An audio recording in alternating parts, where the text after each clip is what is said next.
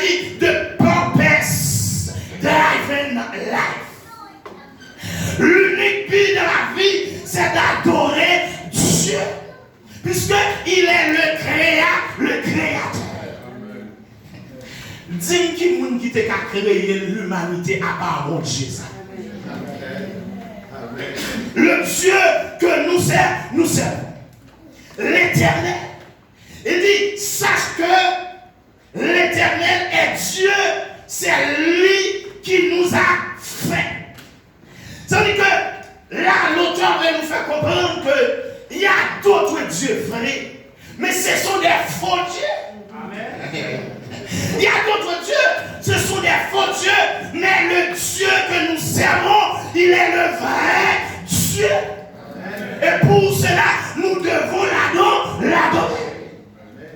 Ce Dieu-là, l'Éternel des armées, peut faire, les autres dieux ne peuvent pas. Amen. Je vais venir ce matin, Mahomet, Bouddha, ils ne peuvent pas faire ce que Dieu, l'Éternel des armées, a fait. Alléluia. Il a créé l'humanité. Alléluia. Il a dit que la terre, eh bien, soit la terre. Ça veut dire que ce Dieu-là, le Dieu que nous servons, nous devons l'adorer. Et non seulement, eh bien, il est différent des autres dieux, mais l'auteur, dans l'analyse approfondie de ce verset, il dit c'est lui qui nous a fait. Essayons d'analyser, eh bien, ce fragment de phrase. Il dit c'est lui qui nous a fait. Ça veut dire que, eh bien, ce Dieu-là, il nous a créés selon sa propre essence. Ça veut dire que l'auteur, il veut nous faire comprendre que nous ne sommes pas un produit industriel. Très important. Très important. Je vais plus loin là. Nous ne sommes pas un produit industriel, mais un produit de manufacture. Ça veut dire que Dieu nous a créés avec sa propre main. Il a travaillé la poussière de la terre. Je vais dire ce matin, comme un serviteur de théologien, avant, l'homme ne s'appelait pas l'homme, mais l'homme s'appelait poussière. Avant le travail de manufacture de Dieu, l'homme s'appelait poussière. Et c'est pourquoi l'homme, eh bien, qui ne connaît pas Dieu, eh bien, il est poussière parce qu'il n'a pas d'espérance. Ça peut être poussière. Mais Dieu nous a fait avec ses propres mains. Vous connaissez déjà, en Martinique, on l'appelle fin maison. Nous toutes là, nous connaissons pâté salé. On pâté salé que vous achetez l'idée price avec un pâté salé que vous faites à la maison. Est-ce que c'est même là? Non. À l'idée price, c'est un produit industriel. Ouais, mais le pâté qu'on prend pour faire pâte là. On va pas la d'amis, on va continuer de faire pâté, mais ça qu'on comprend, yon pâté salé qui fait maison, c'est pas même bagaille avec pâté qu'on va acheter dans l'exercice. Ça veut dire que, eh bien, le produit de manufacture, le produit, eh bien, fait à la main, c'est un produit encore de plus bonne qualité. C'est un produit aussi plus cher que le produit industriel. Je prends l'exemple, les pâtés que vous achetez, eh bien, les pâtés fondaison, eh bien, ça peut coûter par exemple environ 1,50 €. Mais le pâté industriel à 50 centimes, 60 centimes, vous pouvez acheter le pâté. N'est-ce pas, mes frères et sœurs? Vous aimez pâté maison ou bien vous aimez pâté industriel?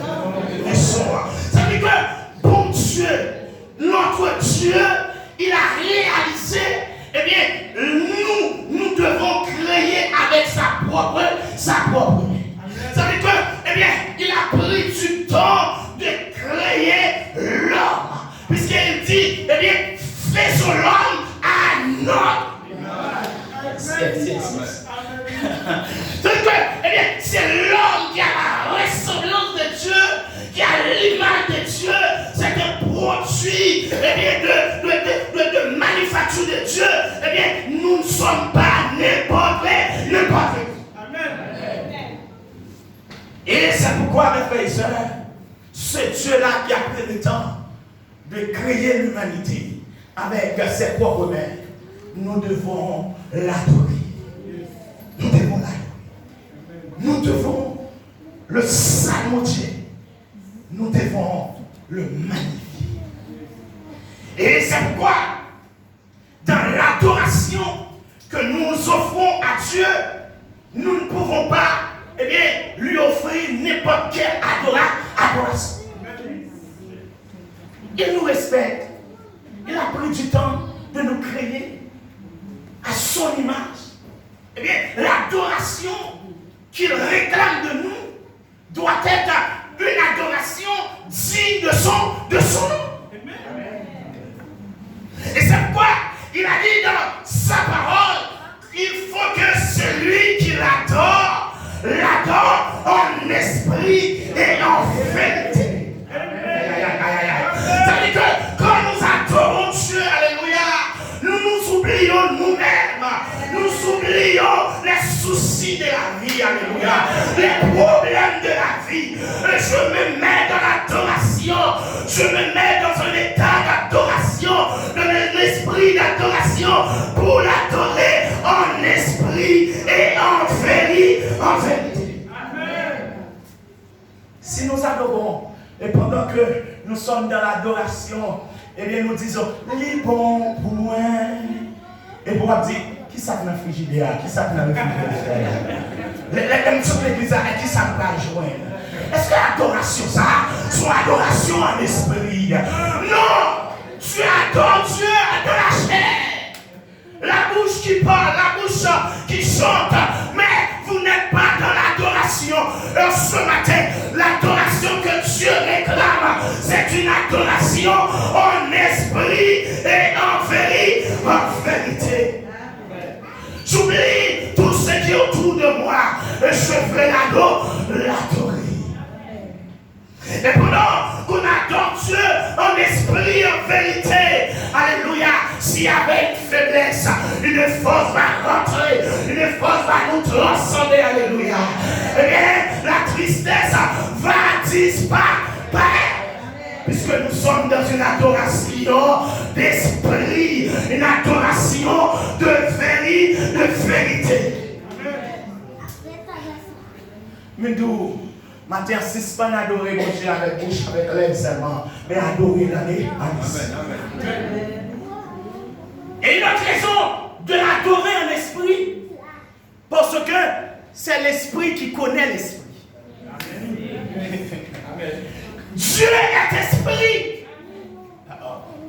Ah, tu adores un esprit dans la chair? Il ne comprend pas le langage. Il ne comprend pas le langage. Et je vais prendre comme exemple.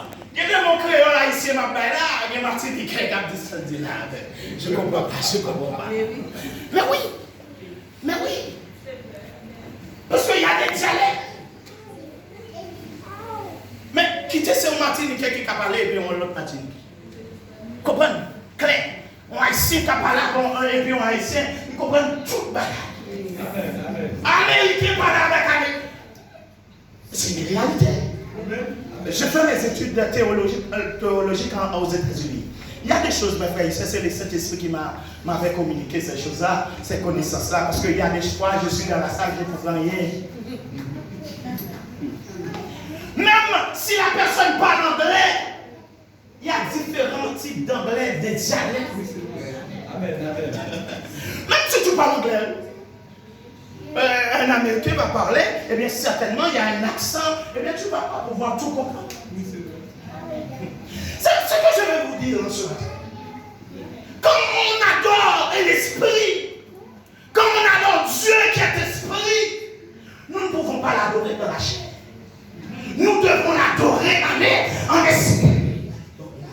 Il faut qu'il y ait une communication intérieure. Il faut que l'esprit soit connecté avec Dieu. Et quand il y a cette connexion-là, et vous allez voir, alléluia, comment le temps va remplir de la puissance de cet esprit. Comment l'onction, alléluia, va mouvementer dans la salle, alléluia. Combien, alléluia, les gens qui étaient affaiblis vont retrouver de la force. Puisque l'Église adore Dieu en esprit et en vérité. Alléluia. Ça, Dieu déclare. C'est ce qui demande une adoration en esprit. Et j'aime bien ce que le pasteur a dit. Et l'Église doit rechercher la sanctification.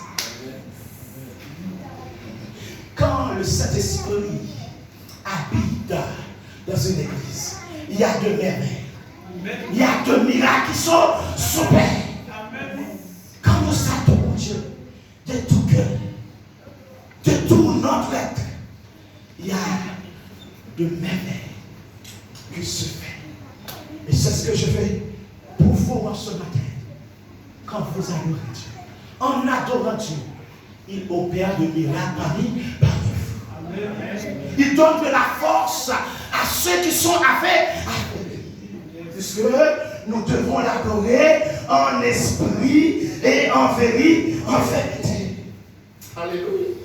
Puisque nous appartenons à Dieu et à Dieu seul. Même si nous sommes en Haïti, ainsi lit pas pour moi, au goût pas pour moi, alléluia. Je ne connais pas le Dieu de la Martinique, peut-être je n'ai pas fait assez de recherche. Il y a un Dieu qu'on Marabout. Un faux Dieu. Marabout, ouais. Non, c'est pas pour moi. Au contraire, Marabout m'a pilé dans ma pierre, m'a pas chiffonné dans ma pierre, parce que m'a passé plus haut que Marabout, alléluia. Plus haut que Tadel Sapin, plus haut que Dollara, plus haut que Mahomet, plus haut que Bouddha. Alléluia, le Dieu que je sers est un Dieu fort et puissant. Alléluia. Je ne vais pas troquer mon Dieu. Je ne vais pas encore troquer. Non, il est trop merveilleux. Il est trop grand. Il est trop admirable. Mes frères et sœurs, je vais vite. Je pense que vers midi, je dois terminer. Non seulement nous devons l'adorer, ce que nous devons faire, en plus, nous devons le louer. Allez, pas oublier, je vous ai dit, on adore Dieu pour ce qu'il est. Et on loue Dieu pour ce qu'il a fait. Pour ce qu'il fait, pour ce qu'il fait, nous devons le louer. Et c'est ce que l'auteur, il a fait dans le psaume 100, le verset 4 et 5. Il dit, entrez dans ses portes avec des louanges. Et il va, dans le verset 5, pour donner la cause, la raison. Car l'Éternel est bon. Car l'Éternel est bon. Et sa fidélité de génération en génération. Notre Dieu, il est fidèle. Notre Dieu, il tient toujours à sa promesse. L'homme, le mari, la femme, des fois, oublie, alléluia, ses promesses. Merci, serviteur. Mais Dieu tient toujours à sa promesse. Ce qu'il a dit avec sa bouche, sa main l'accomplit. Des fois, eh bien, l'homme n'a pas promesse, il dit la paix d'eau, la paix réo, mais l'on arrive dans une situation, c'est d'eau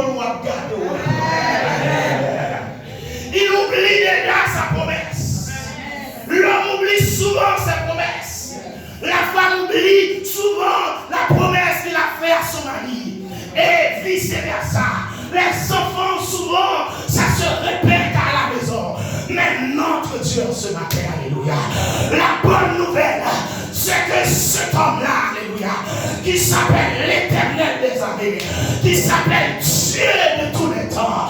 Il tient toujours à sa promesse, alléluia. Quand l'homme t'abandonne, alléluia, lui, il te recueillera, alléluia. Et c'est pourquoi David a dit cela. Ma mère et mon père m'abandonnent, mais Dieu me recueille. Combien de petites t'as abandonné maman, je dis? Combien de maman t'as abandonné petite, je dis? C'est difficile, oui, de voir l'abandon du mère. Mais ça existe. Puisque l'homme est limité. L'homme ne peut pas tenir à ses promesses en toute totalité. Puisque c'est seul et seulement Dieu qui tient à sa promesse. Il nous a dit, il ne nous abandonnera point. En Josué chapitre 1er, le verset 5, nous voyons cela.